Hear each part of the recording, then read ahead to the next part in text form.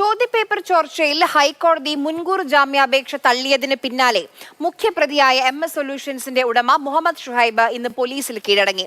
അറസ്റ്റിലായ school peon Abdul നാസറിനെതിരെ വകുപ്പുതല നടപടിയും ആരംഭിച്ചു. ചോദ്യപേപ്പർ ചോർച്ചയുടെ ഉറവിടം കണ്ടെത്തണമെന്ന് ഹൈക്കോടതി ആവശ്യപ്പെട്ടു. ഹൈക്കോടതി മുൻകൂർ ജാമ്യാപേക്ഷ തള്ളിയ ഒന്നാം പ്രതി മുഹമ്മദ് ഷുഹൈബ് കോഴിക്കോട് ക്രൈംബ്രാഞ്ചിന് മുന്നിൽ കീഴടങ്ങുകയായിരുന്നു.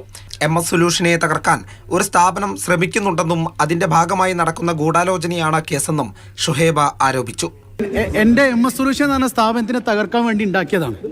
അതെ, അത് വലിയൊരു പ്ലാറ്റ്ഫോമാണ്. പേര് ഞാൻ പറയൂല.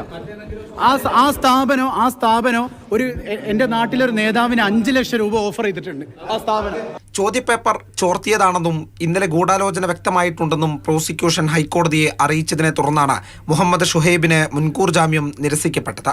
ചോദ്യപേപ്പർ ചോർച്ചയുടെ ഉറവിടം കണ്ടെത്തണമെന്ന് ഹൈക്കോടതി ആവശ്യപ്പെട്ടു. നന്നായി പഠിച്ച് പരീക്ഷ എഴുതുന്നവർക്ക് ചോദ്യപേപ്പർ ലഭിക്കുമ്പോൾ ഒരു രോമാഞ്ചമുണ്ടാകും. മറ്റുള്ളവരെ വഞ്ചിച്ച് ചോർത്തിയെടുത്ത ചോദ്യപേപ്പറുകളല്ല വേണ്ടതെന്നും കോടതി അഭിപ്രായപ്പെട്ടു. അതിനിടെ കേസിലെ 2ാം പ്രതി ഫഹദ്, 3ാം പ്രതി ജിഷ്ണു എന്നിവർക്ക് കോഴിക്കോട് ജില്ലാ കോടതി ജാമ്യം അനുവദിച്ചു. ചോദ്യപേപ്പർ ചോർച്ചയിൽ അറസ്റ്റിലായ സ്കൂൾ പ്യൂൺ അബ്ദുൾ നാസറിനെതിരെ വിദ്യാഭ്യാസ വകുപ്പ് നടപടികൾ ആരംഭിച്ചു.